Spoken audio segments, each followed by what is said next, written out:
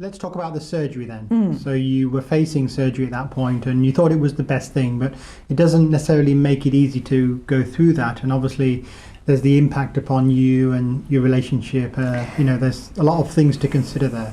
There are. I know before we made the decision, I had a sentinel node biopsy the week before just to make sure, because there was some concern that it may have gone into my under my arm, my lymph nodes, which it hadn't, thank goodness. But then I was, the staff decided I was a good candidate for an LD flap.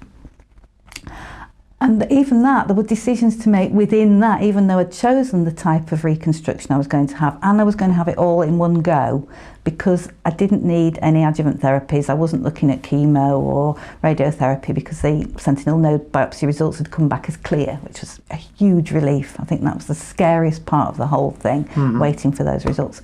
Anyway, when we went to the Glenfield, we were both, it was actually done very nicely. We were taken into a little side room with like a little lounge area with cups of tea, and one of the nurses showed us photographs of patients who'd had LD flap reconstruction, and also let us choose between the fixed implant and the tissue expander implant.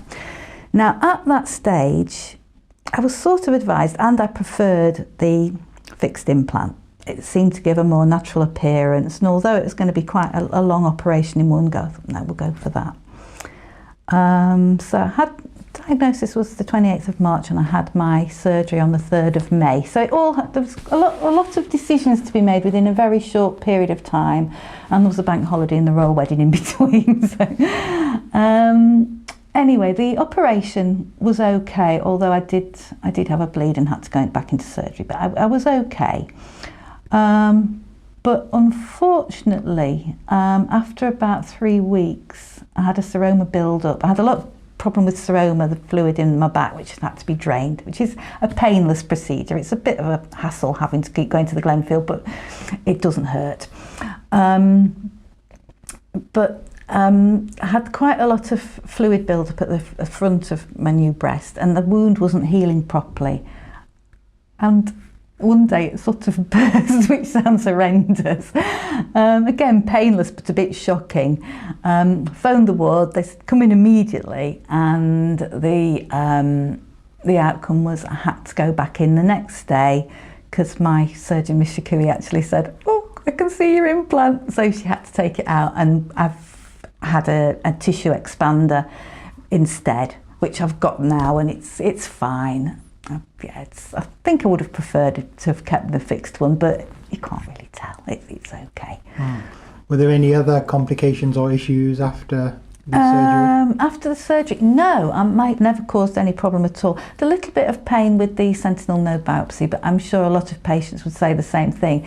It's just quite sensitive underneath your arm, and that was probably, although that seems to be the minor procedure, the actual mastectomy and reconstruction, there's discomfort, and yes, you have to sleep on your back for 6 weeks, and you have to obviously manage your drains, but really it's amazing how quickly you return to normal. And I would definitely recommend do your physio, because you can end up with a frozen shoulder if you don't keep up with those, but keep that arm moving. You were offered physio? Oh yes. Was it the advice to do it, to take home the It was advice techniques? To take home. There's a disc, a DVD, and some paperwork. But if you were having problems, you could be referred for further physio. But actually, it was quite straightforward. And it made a difference to you? Yes, it did. And I went swimming as soon as I was able to. That made a huge difference as well. Did have my main problem was the fact that the wound with the original implant, it just wouldn't heal. So I had to keep going back, sometimes twice a week, to have it dressed, and a horrible scab that looked like a huge beetle, and the nurses kept saying it'll fall off, and it didn't. And when it did, that's when the seroma fluid came out. But actually, again, it was a hiccup, but there were. This happens, and I was warned of that, but I'm still very happy with the outcome. And the fixed implant, the expander surgery was quite a quick, uneventful procedure, and that was absolutely fine.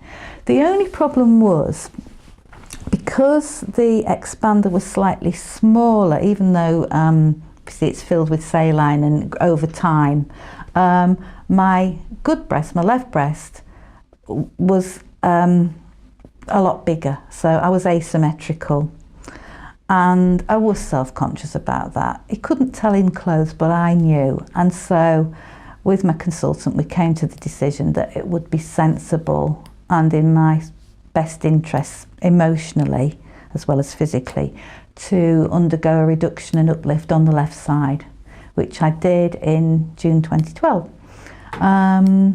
That actually, I think I underestimated. That was quite a long procedure, but at the same time I had a nipple created on my reconstructed breast, so I'd always planned to do that anyway, but they did it in one go. But the actual